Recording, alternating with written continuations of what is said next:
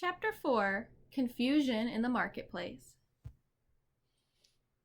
Indeed it was, for as they approached, Milo could see crowds of people pushing and shouting their way among the stalls, buying and selling, trading and bargaining.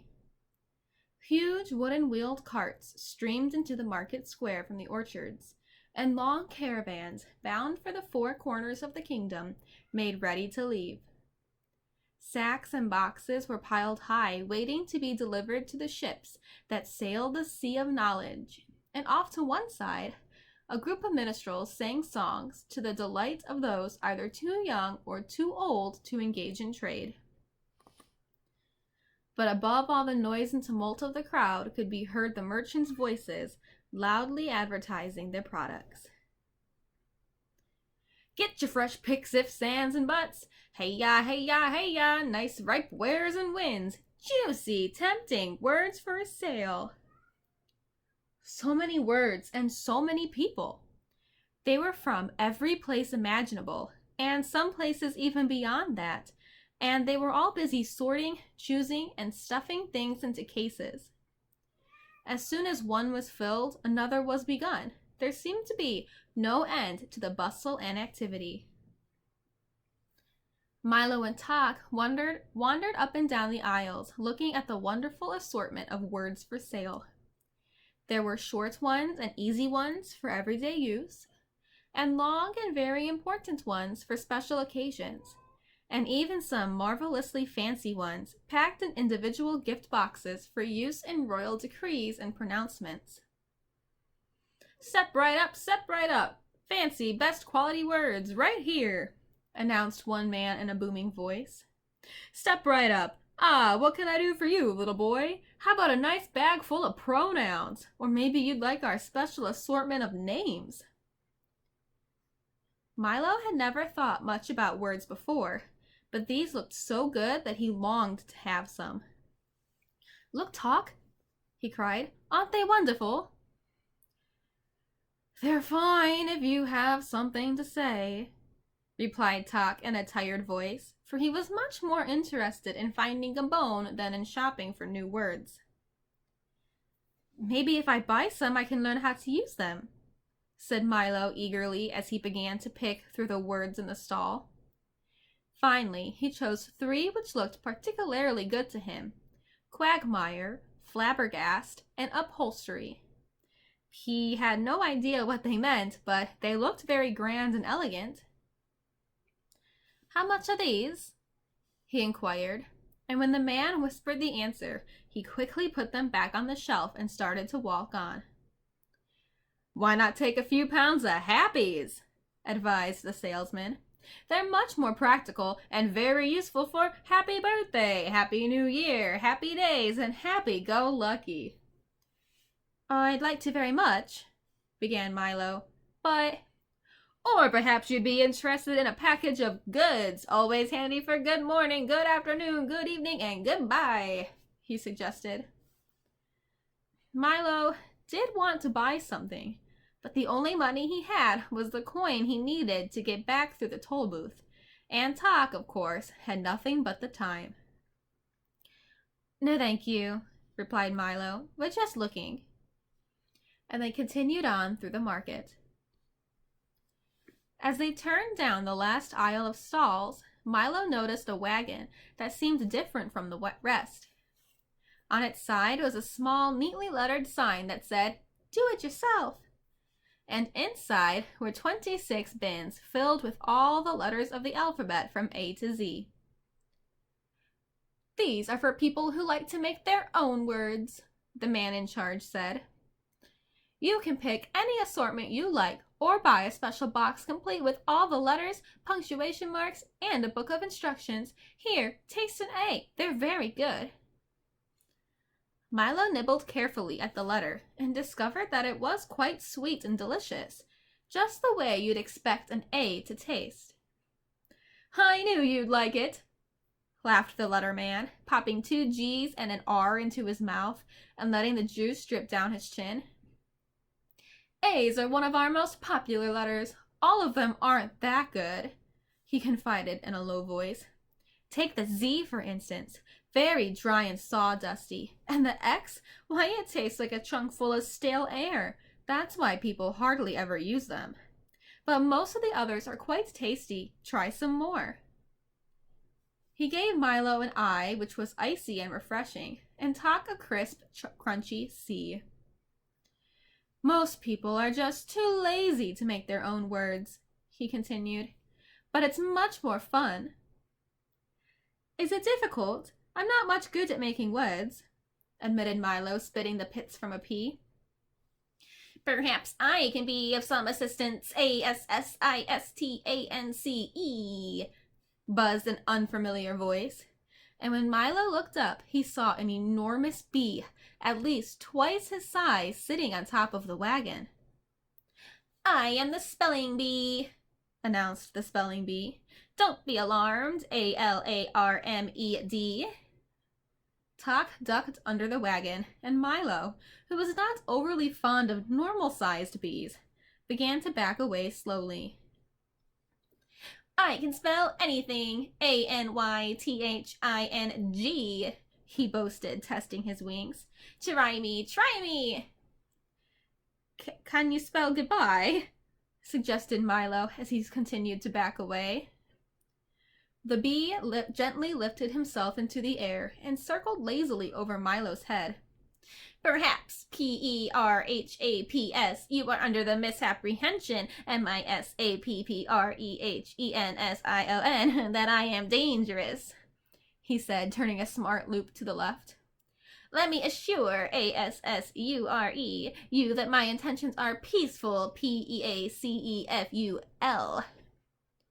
And with that, he settled back on top of the wagon and fanned himself with one wing.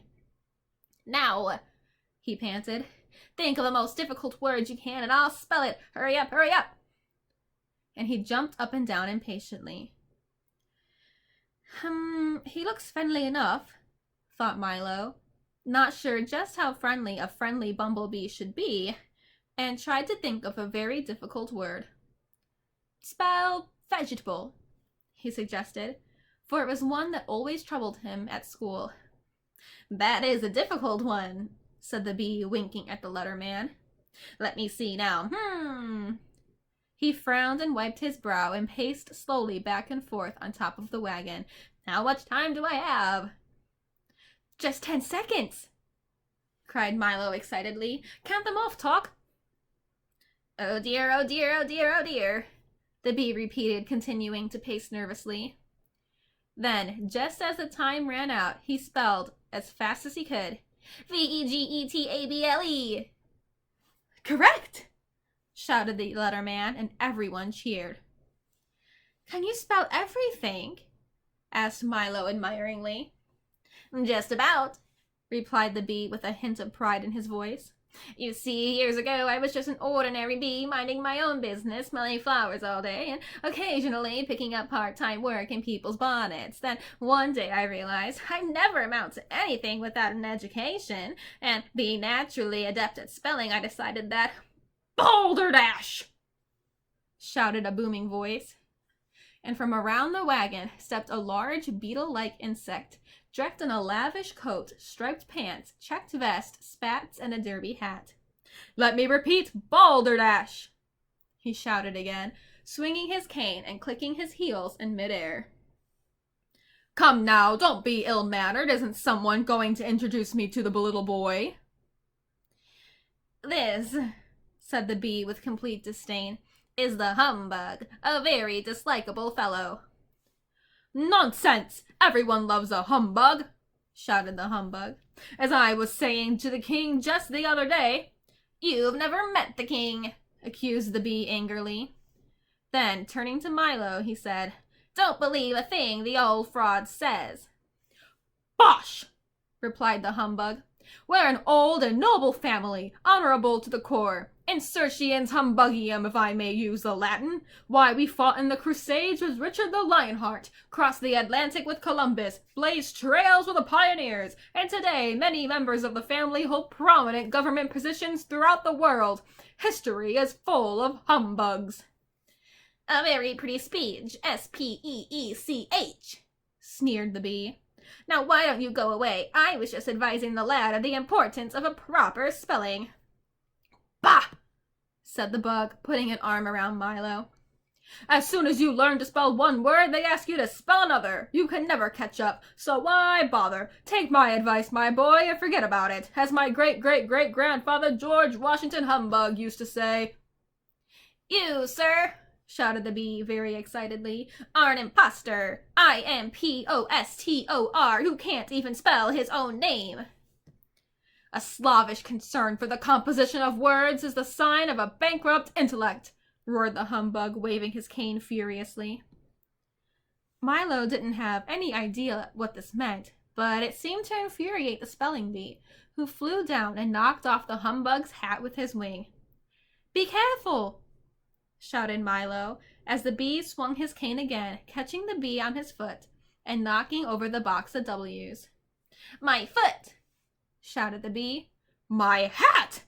Shouted the bug, and the fight was on.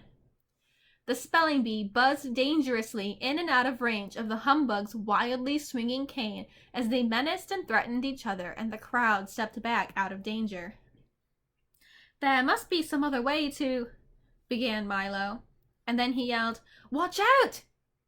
But it was too late.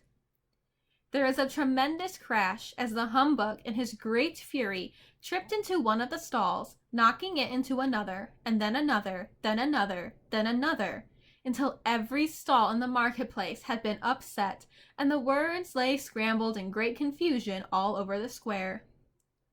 The bee, who had tangled himself in some bunting, toppled to the ground, knocking Milo over on top of him, and lay there shouting, Help! Help! There's a little boy on me!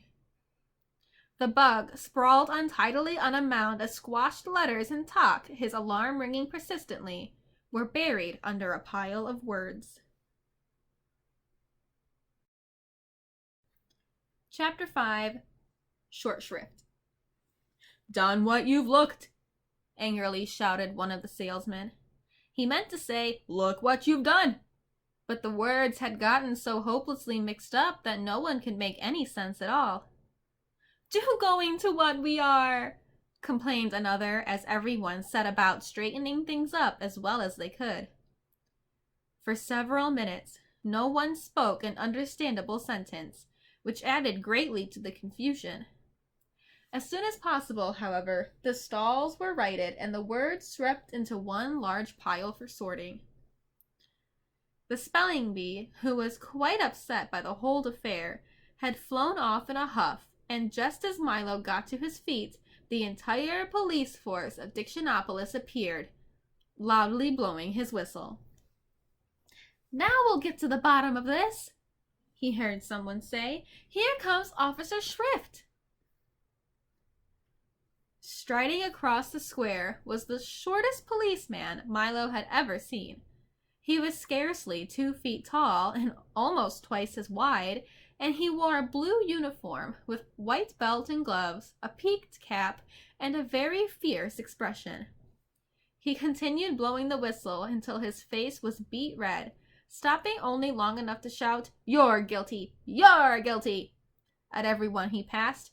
Oh, I've never seen anyone so guilty, he said as he reached Milo. Then, turning toward Top, who was still ringing loudly, he said, Turn off that dog. It's disrespectful to sound your alarm in the presence of a policeman. He made a careful note of that in his black book and strode up and down, his hands clasped behind his back, surveying the wreckage in the marketplace. Very pretty, he scowled. Who's responsible for all this? Speak up, or I'll arrest the lot of you. There was a long silence. Since hardly anybody had actually seen what had happened, no one spoke. You, said the policeman, pointing an accusing finger at the humbug, who was brushing himself off and straightening his hat. You look suspicious to me.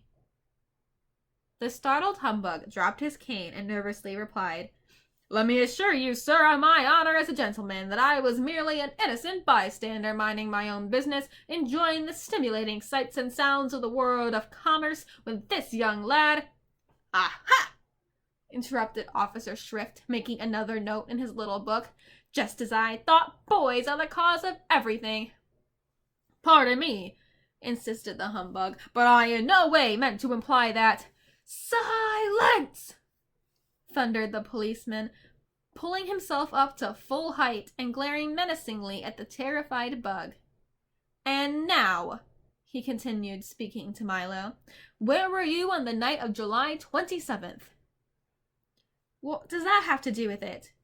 asked Milo. "It's my birthday, that's what," said the policeman as he entered "Forgot my birthday" in his little book. "Boys always forget the other people's birthdays." "You have committed the following crimes," he continued. "Having a dog with an unauthorized alarm, sowing confusion, upsetting the apple cart, wreaking havoc, and mincing words." "Now see here," growled Tock angrily. "And illegal barking," he added, frowning at the watchdog. "It's against the law to bark without using the barking meter. Are you ready to be sentenced?" "Only a judge can sentence you," said Milo, who remembered reading that in one of his school books. "Good point," replied the policeman, taking off his cap and putting on a long black robe. "I am also the judge. Now would you like a long or short sentence?" "A short one, if you please," said Milo. "Good," said the judge, rapping his gavel 3 times. "I always have trouble remembering the long ones. How about I am? That's the shortest sentence I know." Everyone agreed that it was a very fair sentence, and the judge continued, "There will also be a small additional penalty of 6 million years in prison. Case closed," he pronounced, rapping his gavel again. "Come with me, I'll take you to the dungeon." "Only a jailer can put you in prison," offered Milo, quoting the same book. "Good point," said the judge, removing his robe and taking out a large bunch of keys. "I am also the jailer." And with that he led them away. "Keep your chin up," shouted the humbug. "Maybe they'll take 1 million years off for good behavior." The heavy prison door swung back slowly, and Milo and Tock followed Officer Shrift down a long, dark corridor, lit by only an occasional flickering candle. "Watch the steps," advised the policeman as they started down a steep circular staircase. The air was dank and musty, like the smell of wet blankets, and the massive stone walls were slimy to the touch. Down and down they went until they arrived at another door even heavier and stronger looking than the first. A cobweb brushed across Milo's face and he shuddered. "You'll find it very pleasant here," chuckled the policeman as he slid the bolt back and pushed the door open with a screech and a squeak. "Not much company, but you can always chat with the witch." The witch?" trembled Milo. "Yeah, she's been here for a long time," he said, starting along another corridor. In a few more minutes, they had gone through 3 other doors, across a narrow footbridge, down 2 more corridors and another stairway, and stood, finally, in front of a small cell door. "This is it," said the policeman. "All the comforts of home." The door opened and then shut, with Milo and Tock found themselves in a high vaulted cell with 2 tiny windows halfway up on the wall. "See you in 6 million years," said Officer Shrift, and the sound of his footsteps grew fainter and fainter until it wasn't heard at all. "It looks serious, doesn't it, Tock?" said Milo very sadly. "It certainly does," the dog replied, sniffing around to see what their new quarters were like. "I don't know what we're going to do for all that time. We don't even have a checker set or a box of crayons." "Don't worry," growled Tock, raising one paw assuringly. "Something will turn up. Here, wind me, will you please? I'm beginning to run down." "You know something, Tock?" he said as he wound up the dog. "You can get in a lot of trouble mixing up words, or just not knowing how to spell them. If we ever get out of here, I'm going to make sure to learn all about them." "A very commendable ambition, young man," said a small voice from across the cell. Milo looked up, very surprised, and noticed for the first time in the half light of the room a pleasant-looking old lady quietly knitting and rocking. "Hello," he said. "How do you do?" she replied. "You better be very careful," Milo advised. "I understand there's a witch somewhere in here." "I am she," the old lady answered casually, and pulled her shawl a little closer around her shoulders. Milo jumped back in fright and quickly grabbed Tok to make sure that his alarm didn't go off, for he knew how much witches hate loud noises. "Don't be frightened," she laughed. "I'm not a witch, I'm a witch." "Oh," said Milo, because he couldn't think of anything else to say. "I'm faintly macabre, the not-so-wicked witch," she continued, "and I'm certainly not going to harm you." "What's a witch?" asked Milo, releasing Tok and stepping a little closer. "Well," said the old lady, just as a rat scurried across her foot, "I am the king's great-aunt. For years and years I was in charge of choosing which words were to be used for all occasions, which ones to say and which ones not to say, which ones to write and which ones not to write. As you can well imagine, with all the thousands to choose from, it was a most important and responsible job. I was given the title of Official Witch, which made me very proud and happy. At first I did my best to make sure that only the most proper and fitting words were used. Everything was said clearly and simply, and no words were wasted. I had signs posted all over the palace and marketplace which said, 'Brevity is the soul of wit.' But power corrupts, and soon I grew miserly and chose fewer and fewer words, trying to keep as many as possible for myself. I had new signs posted which was said, 'An ill-chosen word is the fool's messenger.' Soon, sales began to fall off the market. The people were afraid to buy as many words as before, and hard times came to the kingdom. But still I grew more and more miserly. Soon there were so few words chosen that hardly anything could be said, and even casual conversation became difficult. Again I had new signs posted which said, 'Speak fitly, or be silent wisely.' And finally I had even these replaced by ones which read simply, 'Silence is golden.' All talk stopped. No words were sold. The marketplace closed down, and the people grew poor and disconsolate. When the king saw what had happened, he became furious and cast me into this dungeon where you see me now, an older and wiser woman. That was all many years ago," she continued. "But they never appointed a new witch, and that explains why today people use as many words as they can, and think themselves very wise for doing so. For always remember that while it is wrong to use too few, it is often far worse to use too many." When she had finished, she sighed deeply, patted Milo gently on the shoulder, and began knitting once again. "And have you been down here ever since?" asked Milo sympathetically. "Yes," she said sadly. "Most people have forgotten me entirely, or remember me as a witch and not a witch. But it matters not, she went on unhappily, for they are equally frightened of both." "I don't think it frightening," said Milo, and Tok wagged his tail in agreement. "I thank you very much," said Faintly Macabre. "You may call me Aunt Faintly. Here, have a punctuation mark." And she held out a box of sugar-coated question marks, periods, commas, and exclamation points. "That's all I get to eat now." "Well, when I get out of here, I'm going to help you," Milo declared forcefully.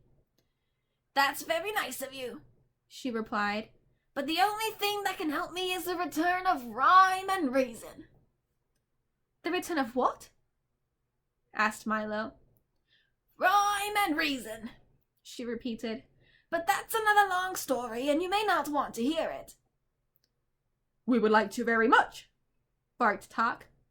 We really would, agreed Milo, and as the witch rocked slowly back and forth, she told them the story.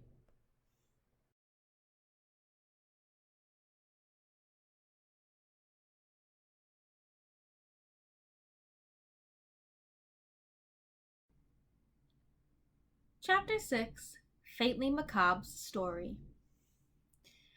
Once upon a time, this land was a barren and frightening wilderness whose high rocky mountains sheltered the evil winds and whose barren valleys offered hospitality to no man.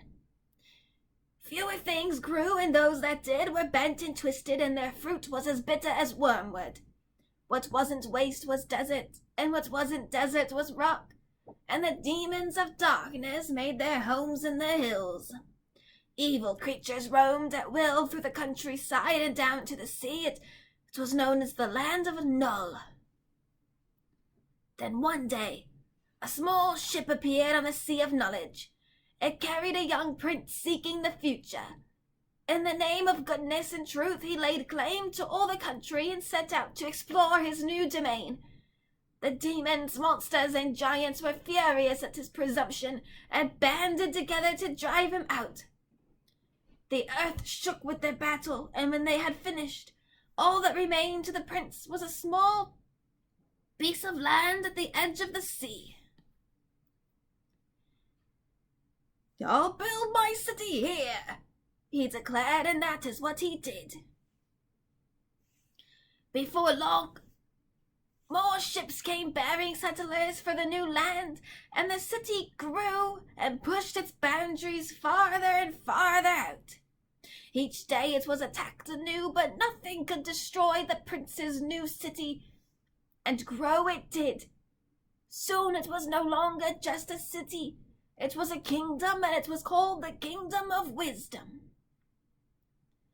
But outside the walls, all was not safe, and the new king vowed to conquer the land that was rightfully his. So each spring he set forth with his army, and each autumn he returned, and year by year the kingdom grew larger and more prosperous. He took to himself a wife, and before long he had 2 fine young sons to whom he taught everything he knew so that one day they might rule wisely. When the boys grew to young manhood, the king called them to him and said, "I am becoming an old man and can no longer go forth to battle. You must take my place and found new cities in the wilderness, for the Kingdom of Wisdom must grow." And so they did. One went south to the foothills of Confusion and built Dictionopolis, the city of words. And one went north to the mountains of Ignorance and built Digitopolis, the city of numbers.